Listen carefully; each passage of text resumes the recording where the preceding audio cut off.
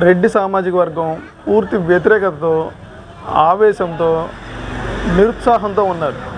జగన్మోహన్ రెడ్డి వస్తాడు ఏదో చేస్తాడని చెప్పేసి అనుకున్నారు. కానీ అతనికి చాలా దగ్గరగా ఉండి అతనికి పాత వాళ్ళ రాజశేఖర రెడ్డి గారికి ఏదైతే పాత వాటిలో భాగస్థులై ఉన్నారో, ఏది వ్యాపారాలు కానీ మిగిలిన వాటికి సంబంధించిన వాళ్ళలో అతి తక్కువ మందిని మాత్రమే రెడ్డిలో అతను చేరదీయడం జరిగింది.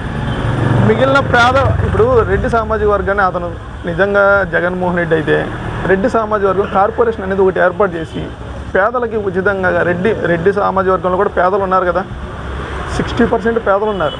వాళ్ళలో ఎవరిని బాగు చేశాడు? ఒక్కళ్ళని కూడా ఈ రెడ్డి సామాజిక వర్గంలో ఎవరు కూడా మా రెడ్డి వచ్చాడు లేదంటే మాకు న్యాయం జరిగింది అనేది ఒక్క కుటుంబం కూడా ఫీల్ అయింది లేదు.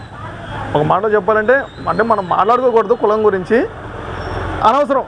రెడ్డి సామాజిక వర్గం పూర్తిగా వ్యతిరేకత ఉంది. ఈసారి రెడ్డి సామాజిక వర్గం పోయినసారి ఏదైతే మావోడు అనేసారో 100లో 90% మంది, నేను ఒక రెడ్డిగా చెప్తున్నా, ఈ జగన్మోహన్ రెడ్డిని ఖచ్చితంగా వ్యతిరేకిస్తున్నారు. ఈ జగన్మోహన్ రెడ్డి వల్ల ముఖ్యంగా బాగుపడిన వాళ్ళు ఎవరెవరైతే ఉన్నారంటే సజ్జల రామకృష్ణారెడ్డి ప్రభుత్వ సలహాదారుడు, తర్వాత విజయసాయి రెడ్డి. ఎందుకంటే ఆ జగన్మోహన్ రెడ్డి ఏదైతే దోచుకున్నాడో వాటన్నిటిని కూడా ఆడిటింగ్ చేస్తా ఈ విజయసాయి రెడ్డికి కొన్ని వేల లక్షల కోట్లు కట్టబెట్టాడు. ఇంకొకటి పెద్దిరెడ్డి రామచంద్రారెడ్డి ఏదైతే ఎర్రచందనం మైనింగు లేదంటే కొన్ని సంస్థలకు సంబంధించిన మొత్తం ఈ పెద్దిరెడ్డి రామచంద్రారెడ్డి ఒకటి కట్టబెట్టాడు. అలాగే విజయసాయి రెడ్డి విషయానికి వస్తే వాళ్ళ కూతురు కానీ వాళ్ళ అల్లుడు ఆ విషయంలో అక్కడ కొన్ని వేల ఎకరాలు దశపల్ల భూములు అనేది కాజేయడం జరిగింది. ఈ కాజేసిన వాటికి ఏంటయ్యా విజయసాయి రెడ్డి ఇలా జరిగింది ఏంటో అని చెప్పి ప్రశ్నిస్తే, మా అల్లుడికి నాకేం సంబంధం ఏంటి, మా కూతురు కొంటే నేనేం చేయను, నాకేం సంబంధం లేదు కదా అని చెప్పేసి అంటున్నాడు. విచిత్రంగా ఈ జగన్మోహన్ రెడ్డి కూడా ఈ కొంతమంది చేరదీసిన రెడ్డిలో వీళ్ళందరూ ముఖ్యంగా ఉంటారన్నమాట. ఎవరో పెద్దిరెడ్డి రామచంద్రారెడ్డి, విజయసాయి రెడ్డి, సజ్జల రామకృష్ణారెడ్డి, ఇంకా వీళ్ళందరూ ఈ మద్యం విషయంలోనేమో కొంతమందిని వాళ్ళ అనుచరులు వాళ్ళందరూ ఉన్నారు కదా, వాళ్ళందరినీ కూడా చేరదీస్తూ ఉన్నాడు. అలాగే ఇసుక సంబంధించిన వాళ్ళు కొంతమంది రెడ్లకి, మద్యం సంబంధించిన వాళ్ళు కొంతమంది రెడ్లకి, కోడికత్తి విషయంలో వివేకానంద రెడ్డి ఇలాంటి వాళ్ళకి, మన బొత్స సత్యనారాయణ లాంటి వాళ్ళకి, గొడ్డలపోటు విషయంలో అవినాష్ రెడ్డి, గంగిరెడ్డి, భాస్కర్ రెడ్డి ఇలాంటి వాళ్ళకి ఈ జగన్మోహన్ రెడ్డి చేరదీసిన వాళ్ళందరిలో వాళ్ళని ఎవరైతే బాగా కోరుకుంటున్నారంటే ఈ రెడ్లందరిలో కూడా వీళ్ళే అనమాట. వీళ్ళంటి వాళ్ళనే చేరదీశాడు తప్ప ఎక్కడ కూడా నీకు బాగా చదువుకున్న రెడ్లు కానీ లేదంటే పేదలుగా ఉన్న రెడ్లు కానీ ఎవరిని కూడా చేరదీసిన దాఖలాలు అయితే లేవు. ఖచ్చితంగా నేను కూడా ఒక రెడ్డిగా జగన్మోహన్ రెడ్డిని పూర్తిగా వ్యతిరేకిస్తున్నా. అంటే అన్న ఈరోజు మరి ముఖ్యంగా మంత్రి రోజా గారు కూడా మాట్లాడుతున్నారు. ఈరోజు రాష్ట్రంలో రెడ్లందరూ కలిస్తేనే జగన్మోహన్ రెడ్డికి 150 సీట్లు వచ్చాయి అని చెప్పేసి, ఆయన సీఎం అవడం రెడ్లు కష్టం అని చెప్పి మాట్లాడుతున్నారు. ఏమంటారు? ఎలా అనుకుంటుందండి రోజా గారు? రాష్ట్రంలో అందరూ ఎస్సీ, ఎస్టీ, బీసీ, మైనార్టీ అందరూ కూడా ఓట్లు వేస్తేనే ఎవరైనా ఒక ముఖ్యమంత్రిగా కానీ ఎమ్మెల్యేగా కానీ ప్రజానాయకుడిగా ప్రతినిధిగా ఎన్నుకోవడం అనేది జరిగింది. ఒక వర్గానికి సంబంధించిన వాళ్ళు ఓట్లు వేస్తేనే అది ఎలా అనుకుంటుంది అంటే రెచ్చగొడుతున్నారనమాట. రెచ్చగొట్టే ధోరణిలో మా రోజా గారు మాట్లాడుతున్నట్టున్నారు. ఈ రోజా గారికి కూడా ఖచ్చితంగా నగిరిలో బుద్ధి చెప్పే రోజులైతే ఖచ్చితంగా ఉంటాయి.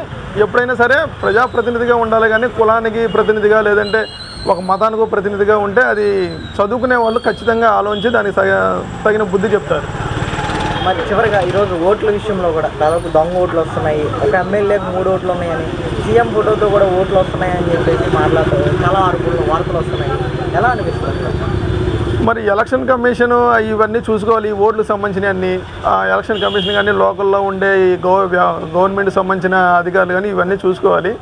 దానికి సంబంధించింది తారుమారు అనేది ఇలాంటివి జరుగుతూనే ఉంటాయి. కాకపోతే ఈ జగన్మోహన్ రెడ్డి దొంగ ఓట్లు అనేది కొంచెం ప్రభావితం చేస్తున్నట్టుంది. చాలా చోట్ల కూడా దొంగ ఓట్లని ఏరివేయకుండా ఎక్కువగా ప్రోత్సహిస్తున్నట్టుంది. ఎందుకంటే మనం గతంలో చూస్తే కొన్ని ఎంపీ ఎలక్షన్స్లో కూడా చూసాం మనం, లోక్సభ ఎన్నికలకు సంబంధించినవి కూడా పక్క రాష్ట్రాల్లో ఉన్న వాళ్ళని వచ్చి దొంగ ఓట్లు వేయడం, లేదంటే 3వ క్లాసు 5వ క్లాసు చదువుకున్న వాళ్ళని కూడా ఎమ్మెల్సీ ఎన్నికల్లో ఓటు వేయడం, లేదంటే 10 సంవత్సరాలు 12 సంవత్సరాలు కూడా దొంగ ఓట్లు పుట్టించడం.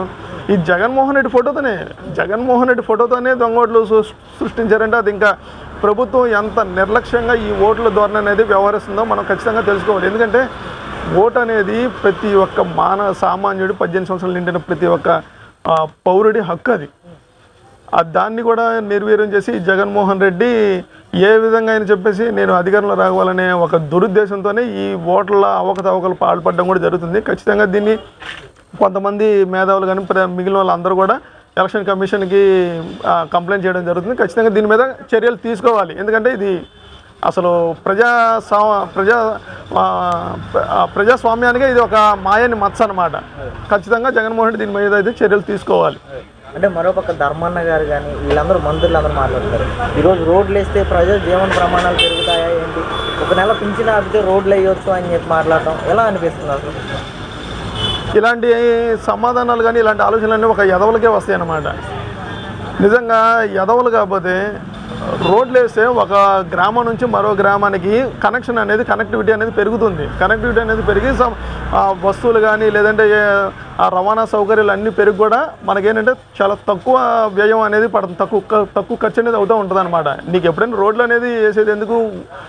వీటి కోసమే, ప్రజల జీవన పరిమాణాలు అవన్నీ పెరగడం కోసమే ఈ రోడ్లు అనేది వ్యవస్థలు అనేది మొత్తం కూడా ఒక వేస్తూ ఉంటారు. ఒక రాష్ట్రం నుంచి రాష్ట్రానికి కానీ ఇవాగా ప్రతి కొన్ని చోట్ల కార్యక్రమాలు పెడతా మీటింగ్ మనకి ఏం చెప్తాడంటే, నేను పేదల పక్షాన్ని నిలబడ్డాను, ఎస్సీ ఎస్టీ బీసీ మైనారిటీ అందరు పేదలను కూడా నేను దగ్గరుండి చేరదీస్తున్నాను, ఇది పేదల ప్రభుత్వం అని చెప్పి చెప్పుకుంటున్నాడు.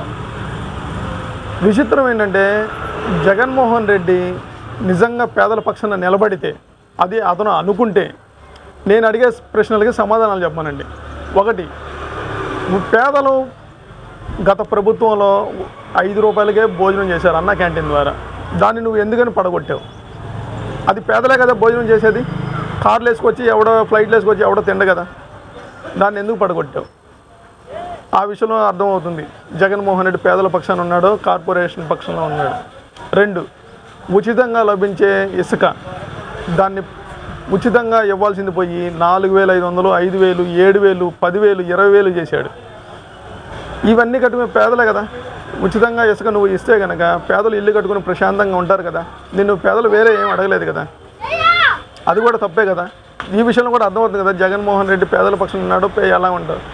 3, ఈ జగన్మోహన్ రెడ్డి వెళ్ళిన ప్రతి రాష్ట్రంలో ప్రతి జిల్లాలో కూడా 5-7 ప్యాలెస్లు కట్టుకుని ఉన్నాడు. ఇతను పేదవాడ. కొన్ని వేల కోట్లు ప్రజాధనాన్ని లూటీ చేస్తున్న వ్యక్తి పేదవాడ. ఇవన్నీ జనాలందరికీ తెలియదా? 4, ఈ జగన్మోహన్ రెడ్డి ఉద్యోగాలు రిలీజ్ చేయకుండా కొంతమంది సంవత్సరాలు ప్రిపేర్ అవుతా కూడా స్టూడెంట్స్ వాళ్ళు చాలా నిరాశలో ఉన్నారు. వాళ్ళందరూ కూడా పేదవాళ్ళు, ఉద్యోగాలు లేక చాలామంది నిరుద్యోగులుగా ఉన్నారు.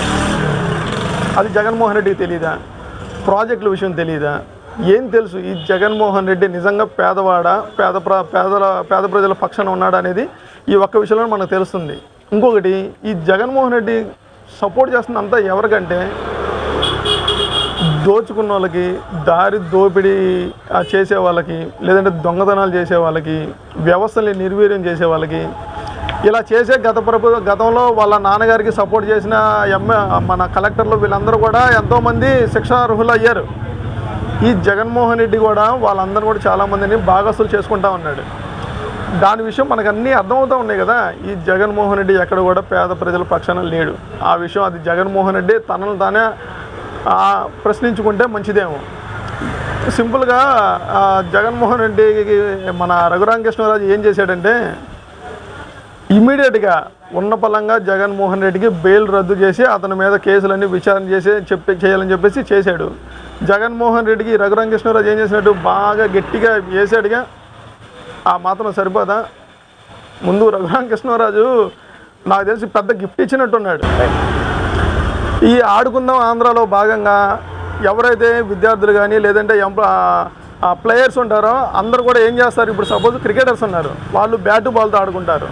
బ్యాడ్మింటన్ ఉన్నారు, వాళ్ళు షటిలు కాకు వాటితో ఆడుకుంటారు. కానీ మా జగన్మోహన్ రెడ్డి విచిత్రంగా ఏంటంటే విద్యార్థులతో లేదంటే వాళ్ళకి సంబంధించిన ఈ గొడ్డలి, కోడి కత్తి వీటితో ఆడుకోవడానికి ప్రయత్నిస్తూ ఉన్నాడు అనమాట.